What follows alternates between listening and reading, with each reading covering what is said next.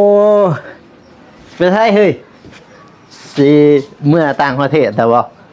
ตูนประตูน ฮะ สิไปไทยเฮ้ย สิมีเหือดแล้วนะ บ่แม่นอนสิเมื่อคือสิเมื่อต่างประเทศเนี่ยเนาะโอ้ เอาต้องเตรียมพร้อมอุปกรณ์ต่างๆเครื่องคอมเดี๋ยวมันสิไปเอา บ่แม่นน้องบ้องให้ย้ายบ้านแล้วบ่ แม่มันจักคุณเด้อเก็บเคลียร์เก็บของสิไปแล้วบัดนี้นะเพิ่นตัดกกตะกบ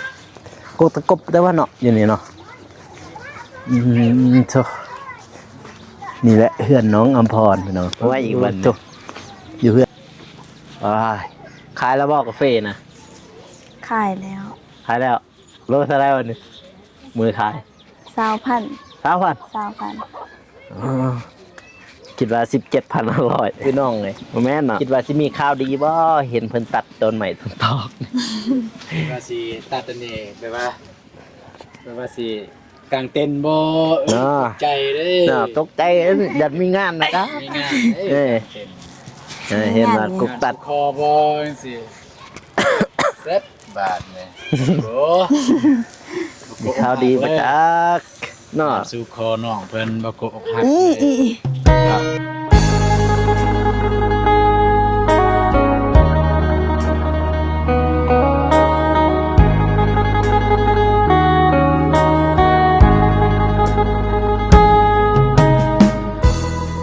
โอ้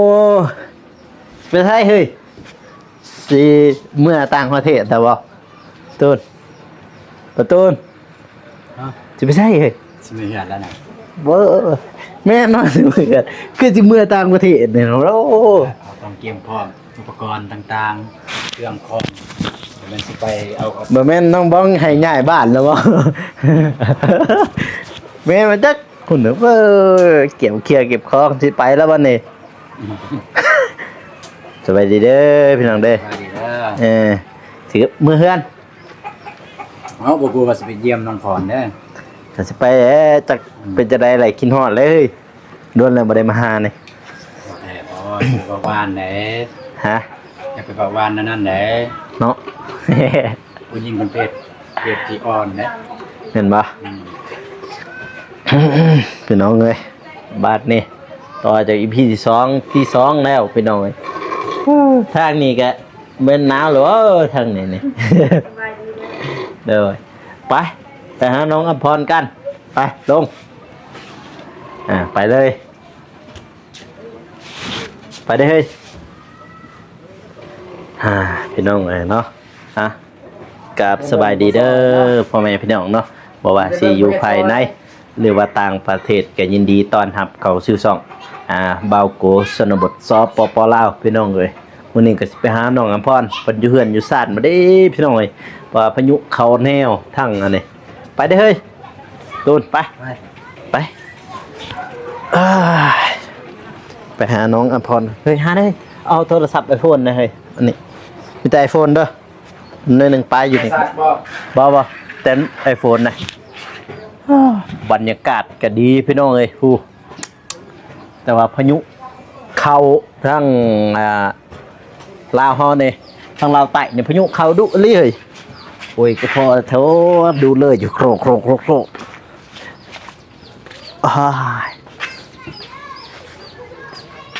ไปแล้วบ่ฮั่น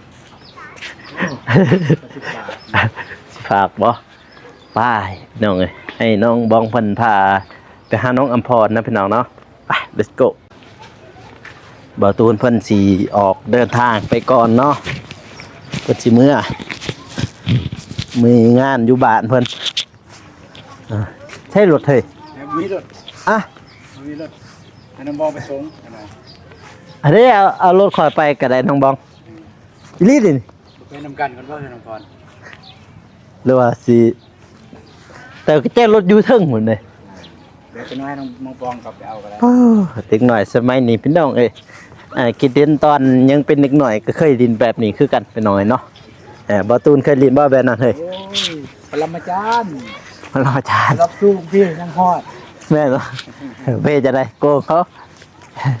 และ น้องบ้องเคยเรียนบ่แบบนั้นเคยเราว่าบ่เคยเฮ้ยเคยเสร็จยังเฮ้ย พื่อนน้องอำพรนี่หึ สว่างสวัยนะเพื่อนน้อง เออ นะ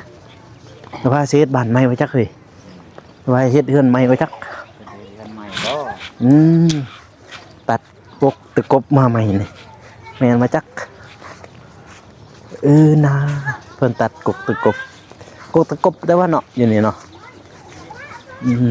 โธ่นี่แหละเฮือนน้องอำพรพี่น้องโธ่อยู่เฮือนอยู่ศาลมาเด้เอิ้นเบิ่งหั่นน้องบังปีแหละมาเฮือนน้องอำพรพี่น้องเอ้ยหลายมื้อหลายวันบ่ได้เห็นจะเก็บกาแฟแล้วละบ่ฮ่าเมียเอ้ยนั่งเบิ่งซุ่มไก่อยู่เลี้ยงไก่บ่ เลี้ยงตูนนี่ก็เลี้ยงไก่กันนะ ไก่ยัง ไก่ตี ไก่ตีไก่ลาดไก่ตอ มีไก่ตอนำกุกอันนี้กุยยังเกิดกุกตาล เต้า กุกเต้า เลย เอ๊ะ จะเอาน้ำไหมเนี่ยกินน้ นั่นเนาะ ำเบียร์จะถึงวันนี้พี่ลงมานี่พี่อ่าสวัสดีเว้ยพี่น้องไอ้บ้านนี่ยิ้ม ยิ้มบ้านนี่โอ้ย เล่นเลย แต่ไม่ใช่ กอดเลย มือมันต้องคือนะเฮ้ย กินหอดไอ้ลีก็ต้องกอด นะเป็นไม่ในบ้านนี่ บอกกินหอดเลยต้องกอด สว่างสวยเถอะพี่สว่างสวยแท้เหือนจันนี่ สบายดี เฮ็ดงานนี่ยังสิเฮ็ดงานบ่ บ่ ตัดเฮ็ดยังซั่นน่ะ ก็อยากตัด ฮะพี่มันนี่มันอยู่แกะนี่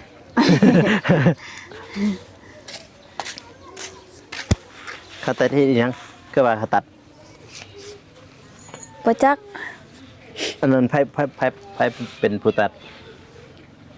ก็พอค่อยตัด ไปเฮ็ดเทือนมาจักเห็นบ่ บ่ฮู้คือกันเลย ฮะ บ่ฮู้ บ่ฮู้เอาว่าแม่นมาจักไอ้คือเสาแต่ตัดมันเฮ้ยคือเสาแต่ทางน่ะ คิดหอด ย้อนไปอีก อนาคต อนาคตอยู่ไสวะอนาคตเคยเห็นแล้วว่าอนาคตเขาตัดกะสวัสดิ์เสวยเนาะ เฮ็ดเฮือนบ่น้ำพร ไปเรียนบ่แน่นอนเอาเลยไว้อีกวันหนึ่งขายแล้วบอกกาแฟนะ ขายแล้ว ขายแล้วโลเท่าไรวันนี้มือขาย 20,000 3,000 20,000 คิดว่า17,100โมแม่นเนาะแล้วเราบอกเก็บมัน ยัง ยัง ยัง เก็บบัตรแล้วว่าแถวดกฮะแถวเส้นทางหั่นยัง ยัง มืออื่นไปว่ามืออื่น ไปหันฝนบ่ตก มืออื่นก็สิไป เด้อ เบิ่นกับบ่ว่างนี่พี่น้องเลยว่าสิเขาไปบ้านน้องก็เดยเพิ่นไปเบิ่งห้องน้าเพิ่นมื้ออื่นคันบ่ว่างจังสิไปซอยมันบ่ว่างอัน โจะไว้กับไผในเก็บบ่เก็บกับไผ ก็พอครอบครัวเลยสิ อุ้ยไกลนี่ก็ได้ฮ่า จ้า มามื้อนี้พี่น้องเอ้ยหลายมื้อแล้วที่บ่ได้มาเยี่ยมยามเพิ่นนี่ แต่ละมื้อเมื่อวานนี่ไปใส่เมื่อวานนี่ วันไปเก็บกาแฟป่า เก็บกาแฟปะ โดย แล้วเราบ่ แล้ว แล้วล่ะ แล้ว ดีได้เสือนั่นแล้วยังแต่กาแฟเจ้าเอาเนาะแม่น โด บ่ ย บาดนี่พี่น้องเลยยังแต่กาแฟเพิ่นเองได้บัดนี้กาแฟคันบอกก็สิให้ไปเก็บกาแฟข่อยซอย กาแฟข่อยก็ยังอยู่ให้อีกบ่เบาโกไปเก็บซอยนะให้บ่ ก็ไปคันวาง โอ้ยบ่ว่างแล้ว เพราะว่าก็บ่เป็นหยัง คันว่านี่บ่ว่างแล้วซั่นน่ะบ่ว่างแล้วบ่จักสิไปแล้วซั่นน่ะคันว่าแนวนี้คันว่าวางก็สิไป ถ้าบ่ได้เข้าไปบ้านน้องก็เดยมื้ออื่นยังเคยกินหยังหวนอยู่เฮ้ยยังหวน วันนะ คือว่ากรุงเทพแท้ ไอ้คือมากรุงเทพเคยเบิ่งบ่ เบิ่งเลยเนาะ ซองจากไทยได้ป่ะซองนั้นไอ้คือมากรุงเทพ นี่แหละผู้ว่ากรุงเทพนี่จักมาแต่ไสนี่ จะรอเย็นนะ ผู้ว่ากรุงเทพนี่ เอ้ยนี่กับผู้บ่าวกรุงเทพเลยดิ แต่งตัว Pan là xem kì แต่งตัวไปปั่น เอ้ย ก่อนจะรอ เมียง อย่าได้น้องบ้องอย่าตีงดิมึงเด้อนี่ เอ็นนี่ ลงเลยดิ นึกว่าสิได้บ้านใหม่บ่เห็นเพิ่นตัด อันนี้กกตะกบนี่ เสียเรือนใหม่บ่น้องพรเอาดี เนาะเฮ็ดเดือนใหม่ก็บอกกันได้เฮ้ยเนาะ ๆแม่น บ่ได้มาซอย โได้มาซอยซอยแบกปูนซอยแบกไม้ บ่แบกดอกปูนฮะซอยผสมปูนเด้อเฮ้ย ปูนี่ยัง เบาไส้โอ้ไปเก็บกาแฟซอยน้องพรว่าซั่น เนาะแต่บ่หลายแล้วเกือบหายได้หมด เดี๋ยวน้องพรหายบ่ เกือบมาบ่ทันครับ แม่นแหละให้หมู่ทรอถ่ายหันมึงก็อยากไปทางอื่นแต่ว่า เอาว่าให้เพิ่นถือกระคุไปนำเด้เพิ่นบ่ได้ถือไปมื้อนั้นได้ทั้งมื้อจักโลรวมแล้วมัน แต่ต้นไป โอ้ไอ้ต้นปลายคนบ่ธรรมดาเลยฉันน่ะได้นับเงินล้านแน่เนาะรวมทั้งหมดจักล้าน แก้อีหยังนี่ สาว เศร้าว้าวโธ่20ล้านมันบ่ตูนเลยมื้อ สา นั้น วละ เออ โอ้ยเจ๊พร เจ๊เด้อแนวนี้ เกลียดกำมีนะดู เจ๊เอ็งสำนักบ่ได้จับสอง 20ปลาย20ปลายมันถึงอยู่ 30,000บ่ 30,000 30,000นิดๆ30,000กว่า สิเข้า4พุ่นติ30,000เด้ว้า เราก็ดูมา หันโลอันนั้นได้หันเนี่ยโล20,000ถ้าโล7,000บ่ฮอดถ้าโล21ต่อ2ฮอด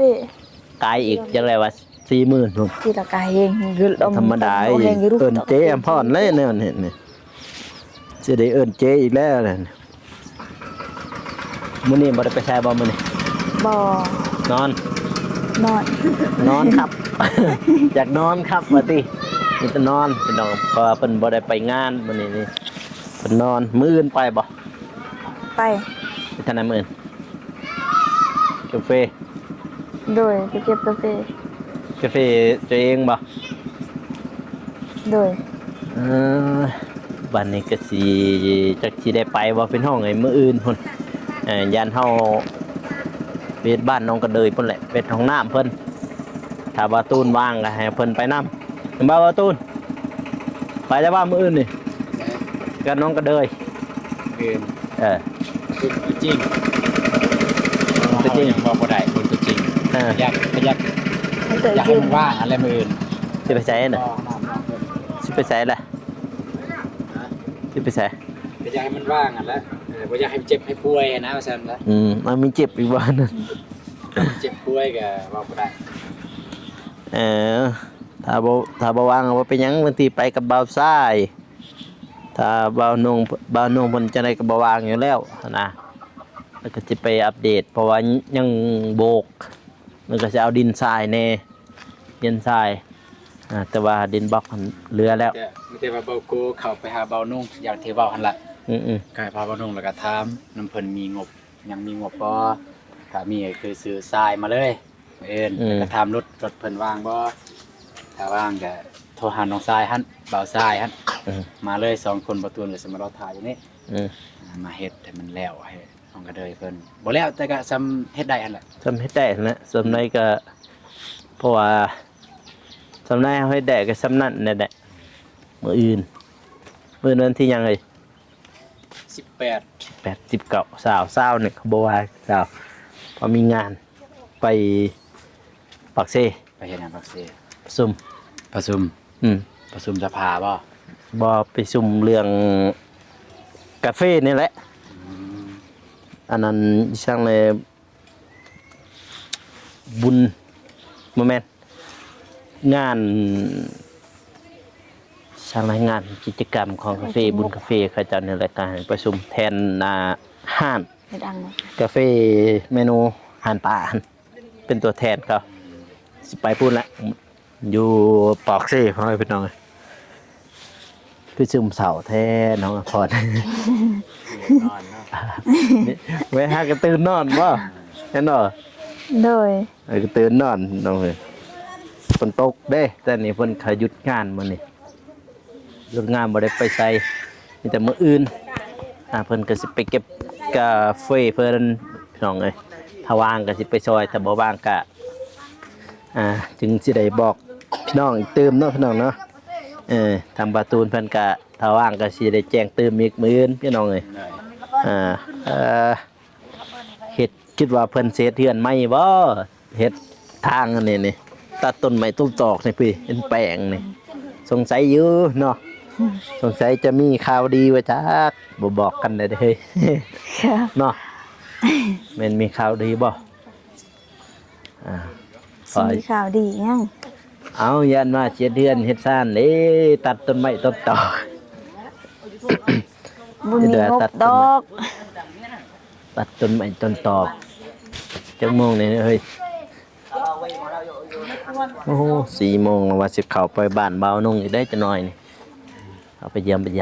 ไปหาน้อง สิบ่พาน้องพรไปนำบ่ สิคือบ่เนาะ พาน้องพรไปนำแต่ยาม2คนเล่นกับบ่ตูนกับน้องบ้องสิไปตอนแรงน้องมาติเวกก็ไป นั่นน่ะ สำนี้แหละไปกับบ่มาค่ำหรอกไปเย็นไปยามทันเด้มันก็จริง น้องอีช่างไหนน้องเอวาเพิ่นว่าเอวาริน เอวา เอวารินน้องเอวาริน เกิดมือใดแหละมือที่ว่าไปปั่นเข่าแล้วหั่น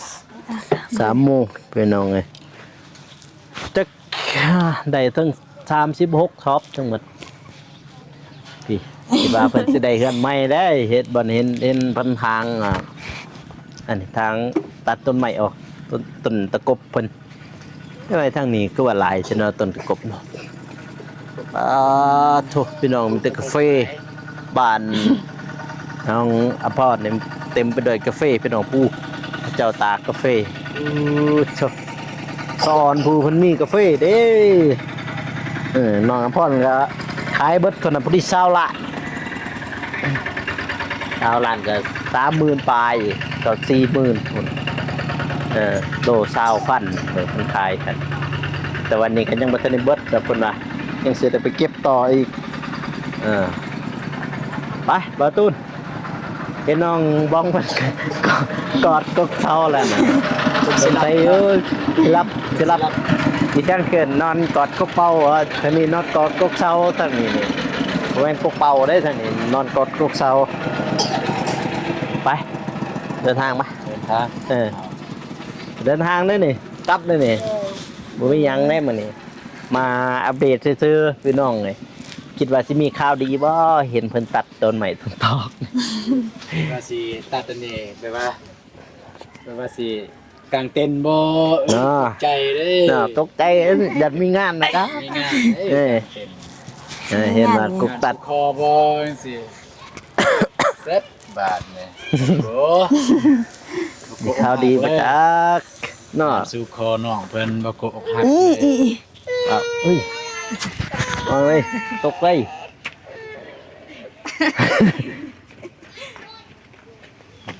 อย่ามาแลดลงมาได้เอ้ยพี่น้องเอ้ยมื้อนี้ก็มาอัปเดตที่บ้านน้องอำพรพี่น้องเอ้ยเนาะเพิ่นก็ได้อยู่เฮือนอยู่ซ่านแหละพอเพิ่นหยุดงานมื้อนี้มื้ออื่นมาแล้วเพิ่นสิไปงานเพิ่นต่อไปเวียกเพิ่นไปเก็บกาแฟเพิ่นนั่นแหละเพราะว่ายังบ่ทันได้แล้วสืบต่อต่างบาโกเองก็ถ้าได้มีเวลาก็สิไปเก็บซอยพี่น้องเอ้ยมื้อก็บางทีก็สิได้เข้าไปบ้านน้องกันเลยไปอัปเดตจากฮอดไซต์แหละงานเฮาเฮ็ดตั้งแต่มื้อนั้นเพราะว่าหยุดงานก็เพราะว่าบ่าวนึงเพิ่นปั่นข้าวแล้วก็เมียเพิ่นก็คลอดลูกครับมื้อนั้นได้สมาชิกใหม่พี่น้องเอ้ยน้องเอวาเพิ่น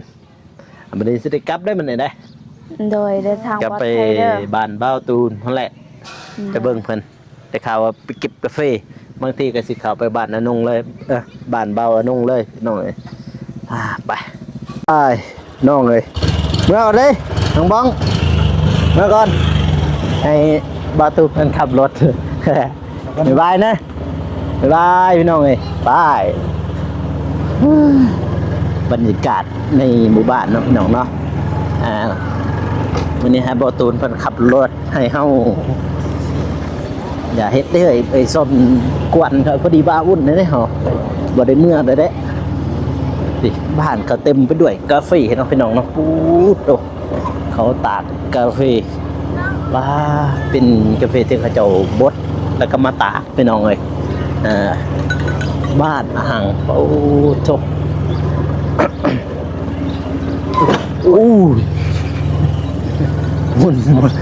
เอามาจากรถดิเพราะรถมันต่ำเด้อึบได้ใหม่ตัวนี้ใหม่สดๆเลยนะ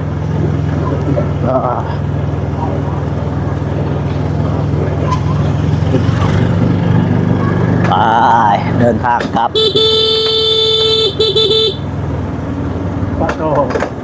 เฮ้ยมันยังเฮ้ยนังโกแกกโกแกกไม่ยังเฮ้ยจอดนึงมึงก็ไม่ยังจอดบ้างไม่ยังอยู่ใต้รถกล่องรถโอ้ขาขับมันขาขับรถมันตกอยู่พุ่นเลยบอนี่นะนี่ที่หันเลยมันตกอยู่พุ่นบ่บอนี้ไปเกาะมันตีนี่นี่เอาตัวนี้น้ำเกาะชนิดนี่ลงมันขาขับเยโด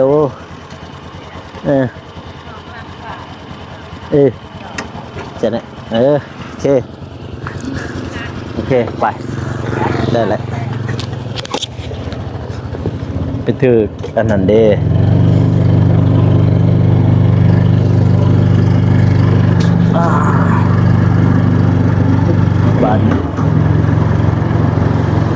บรรยากาศพี่น้องเนาะบรรยากาศยามแรงทางบ้านบ่าวตูนแล้วก็บ้านน้องบองเพิ่นพี่น้องดิโอ้โทษ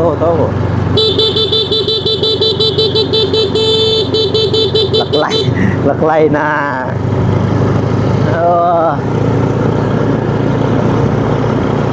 นี่ดินเบากลัวทางนี้มีได้ดินลูกมันมีได้เบาโกมีดินหลายนะแต่ว่าอันนั้นเขาเห็ดพี่น้องเราเห็ดปลูกกาแฟ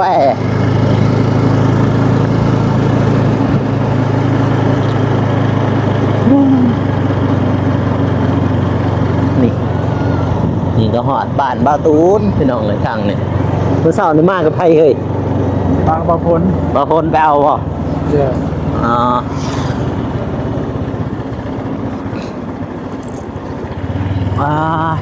แต่ว่ากาแฟนั้นมาทันแล้วบ่เฮ้ยฮะยังอยู่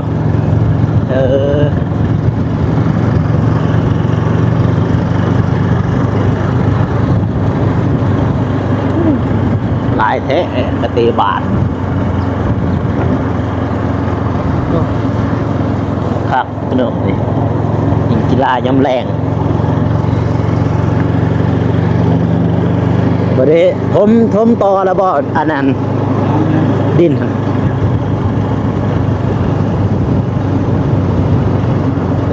สิไปเก็บกาแฟบัดนี้นี่แล้วละที่จะเก็บนี่ไว้เติมไปเฮ้ยเราเก็บแค่นี้แล้วอะไรนี่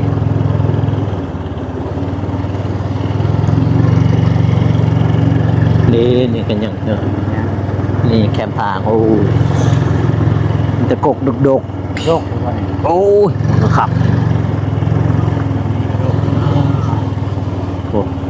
นี่แถวนี้กันยังดกที่ว้าวสะอ่อนเด้ประตูในคาเฟ่จ้ะนี่ รถนี่ค่ะบ่ได้ล้างเลย แบบมุนเลยนะบ่ได้แปลงเลยรถเห็นดิทางนี้แห้งคักเอ็ดเลยเด้อเบรกนี่ตั้งแต่ต่ำมันนะพุ่นละบ่ได้แปลงเบิ่งว่ารถนี่บ่ได้ล้างเลยรถนี่พี่น้องมีแต่ขี่บ่จักล้างก็ใส่เขาเก็บกาแฟเฮ้ยโอ้โห ฉะนั้นก็จะบ่ได้เก็บบ่มัน แม่นบ่ป้าตัวสะอ่อนนี่นะตัวไหนเจ็บนี่เอ้าอัปโหลดมาใหม่ได้แล้วโอ้สะอ่อนกาแฟเบาตูนเด้พี่น้องพุ่นน่ะ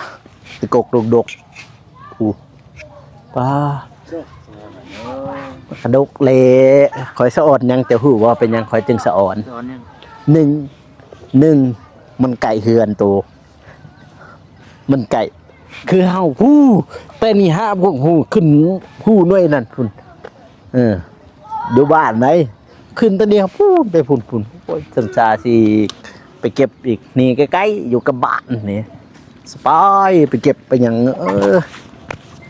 ดิป้าตัวพุ่นน่ะอุ้ยได้สำนี้ได้เนาะกาแฟบอกกูได้สำนี้คักอยู่ดอกเคยพูดนะบอกเก็บสุกจนเบิดจนเหี่ยวพูดนะอยู่ในบ้านบ่มีบ่เว้ยเฮ้ยแบบน้องบ้องแบบเอาสนุมมาเก็บพน้า อยู่ในบ้านนี่ มีบ่ มี ตัวคือบ่จ้าง เดี๋ยวนี้บ่มีแล้วตะกี้มี คิดมี เดี๋ยวนี้บ่มี เดี๋ยวนี้บ่มี อยู่ปิดอยู่ผมยังบ่ได้ดำเนินอีก คันว่ามีนั่นน่ะสบายเจ็บเฮ้ยมาวันนี้หอบคำพี่น้องเลยพี่เริ่มหนาวเริ่มเย็นแล้วเด้ทางบ้านบาตูนนี่ทางบ้านเบากูก็คือกันนั่นแหละ แม่น เริ่มเย็นเริ่มหนาวเลยนี่ฮอดใช้เลยเฮ้ยเฮือนเฮ้ยฮอดใช้เลยเฮือนหันเฮ้ย อยู่ไหน เฮือนโตนั่นแหละ เก่า ฮะ มันเก่า ถมดินแล้วบ่ ยังบ่ทันได้นั่นเทื่อช่วงนี้ฝนตกอยู่อยากฝนบ่ได้ ไปอีกคม ได้ตกอยู่ คิดว่าเตรียมถมดินอีกข้างหลังฮะแล้วถมดินสิหยังก็ซื้อเสา แล้วต้นเด่นก็สิซื้อเสาเลย ซื้อเสา สิอันใดมีหั่นน่ะ ซื้อมาไว้ก่อน จำงบมี เลยสำที่มีซื้อเสาซื้อเหล็กซื้อบล็อกเป็นหยังมาไว้นั่นแหละปูนยังปูนแบบว่าบ่มีมองเมียนปูน อยู่เฮือนก็ยันฝนยันหยังเนาะ เลยยันฝน ลงคลิปอยู่นี่รอการดำเนินเพิ่นว่ามาโตแต่ที่แถวบ้านโตนี่มีแต่รถไถบ้านข่อยนี่มีแต่รถกับนั่นตันนั่นยามแรงยามเช้าเนาะยามเช้านี่ประมาณ 6:00 น 7:00 นยามแรงนี่ประมาณ 4:00 น 5:00 นจำจีได้ยินสำสีทางใส่หูบ่ได้มีแต่ว่าท่อคักๆแฮงคักทางเอาโลดตัวเป็นมักสมอูนี่กินได้บ่ ได้มันบ่หวานนะทุก สมอูนี่บ่ ด้วย คิดว่ามันหวานนี่บ่ได้เก็บไปใส่บ่ได้กินส้มยำเที่ยงนะ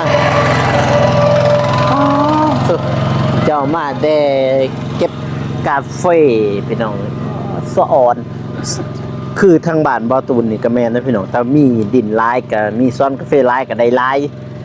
ทางบ้านเบาโกคือกันคันมีดินตอนหญ้าหลายก็หลายกาแฟนะ อันบ่มีก็คือบ่มีเลย บ่มีก็บ่มี อันบ่มีก็คือรับจ้างหมู่เลย แม่นนะจ้างก็ได้ดอกเห็นพี่น้องค่อยมารับจ้างช่วงนั้น10มื้อได้ 4-5 ล้าน อ๋อเขาเก็บไว้เลย คนเก็บไว้มื้อนึง 4-5 แสนเฮ้ย